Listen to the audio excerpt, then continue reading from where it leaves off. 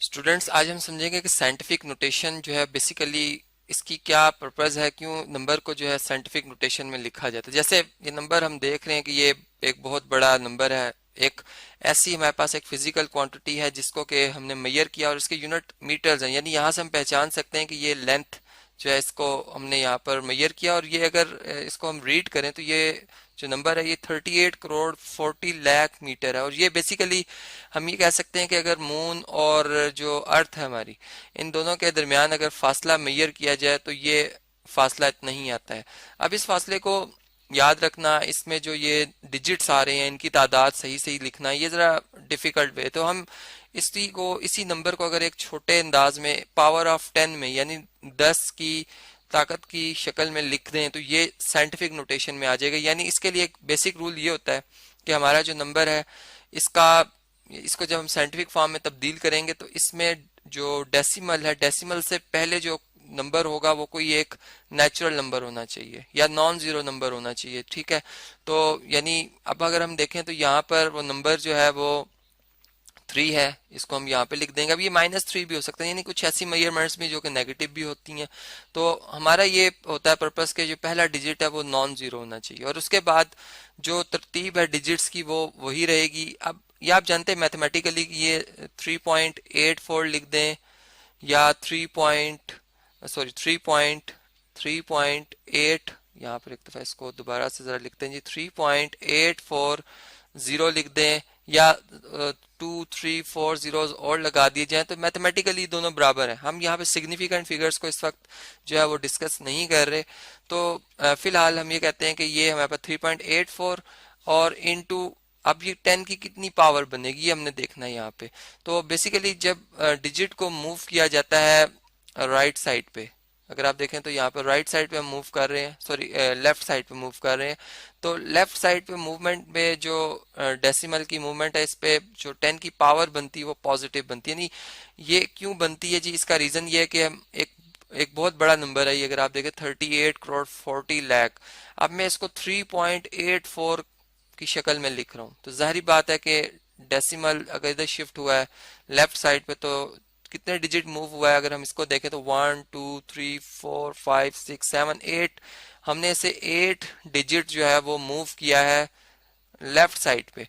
तो इस वजह से लेफ्ट साइड पे मूवमेंट की वजह से डिजिट की, डेसिमल की मूवमेंट की वजह से हम ये कहेंगे कि जो पावर बनेगी, एक्सपोनेंट बनेगी, वो क्या बनेगी जी, पॉजिटिव बनेगी। तो यहाँ पर हम इसे अपने पास नोट भी कर लेते हैं कि ये पॉजिटिव बनेगी जी। ठीक है, और अब कितनी हमने गिनी थी जी, 8 गिनी थी। तो यहाँ पर हम 8 लिख देंगे और साथ में जो यूनिट है एज इट इज यूनिट आ जाएंगे, क्योंकि यहाँ पर हमने यूनिट्स को जो है वो चेंज नहीं किया, हमने सिर्फ जो नंबर की रिप्रेजेंटेशन है उसकी नोटेशन को हमने चेंज किया। तब ये नंबर बन गया जी 3.84 इंटू 10 पावर 8 मीटर। और अब ये एक बहुत शॉर्ट वे है, हम इस नंबर को अगर ऐड करना चाहें, हम इस नंबर को मल्टीप्लाई करना चाहें तो ये इसके मुआवजने से, इसके साथ अगर इसका मुआवजना किया जाए तो इसके मुकाबले में ये बहुत आसान कैलकुलेशन हो जाती है। इसी तरह अगर हम इस कैलकुलेशन को देखें तो बहुत छोटा नंबर है। अब इस जैसे बहुत बड़ा नंबर था, ये बहुत छोटा नंबर है, एक टाइम को रिप्रेजेंट कर रहा है। क्या पता ये किसी जो है वो इलेक्ट्रॉन की जो वाइब्रेशन है उसके टाइम पीरियड को रिप्रेजेंट कर रहा है, या फिर कोई बहुत ऐसी तेज चीज जो कि मूव मूव करी उसके टाइम को रिप्रेजेंट कर रहा है। अब टाइम के यूनिट सेकंड है, यहाँ से हमने इसे पहचाना। अब हम इसे ये कहते हैं कि चलें अगर यहाँ पे एक छोटे नंबर को हम, अब चूंकि यहाँ पर डेसिमल को जब 4 के बाद पहले नॉन जीरो नंबर के बाद लिखा जाएगा जो कि फिर 4.58 बनता है, तो अब ये नंबर इसके मुकाबले में बहुत बड़ा नंबर है।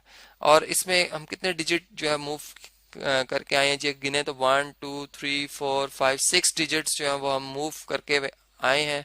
और हमने जो मूव किया है ये राइट साइड पे मूव किया है। और जब राइट साइड पे डेसिमल को हम मूव करते हैं तो इसमें जो एक्सपोनेंट बनेगी वो हमारे पास नेगेटिव बनेगी। यानी ये आपने इसको याद रखना है कि ये हमारे पास नेगेटिव में ही आती है। और अब यहाँ पर ये इसका मतलब है कि 10 की पावर जो बनेगी वो कितनी बनेगी जी, माइनस, यहाँ पे काउंट करते हैं 1 2 3 4 5 6, तो -6 और साथ में इसके जो यूनिट है वो हम लिख देंगे। इसी तरह अब ये नंबर है ग्राम्स में है, ये इसका मतलब ये कोई बहुत ही लाइट से कोई ऑब्जेक्ट था जिसकी जिसके के हमने जो है वो वजन को मेजर किया है ग्राम्स के हवाले से। तो ये मैथ है जी हमारे पास, इसको अब हमने यहाँ से पहचाना। और फिर दूसरी बात कि इसको भी साइंटिफिक फॉर्म में अब तब्दील करना है, तो इसके लिए भी पहला डेसिमल जो यानी जो पहला नेचुरल या नॉन जीरो नंबर है हम यूं कहेंगे वो है 1।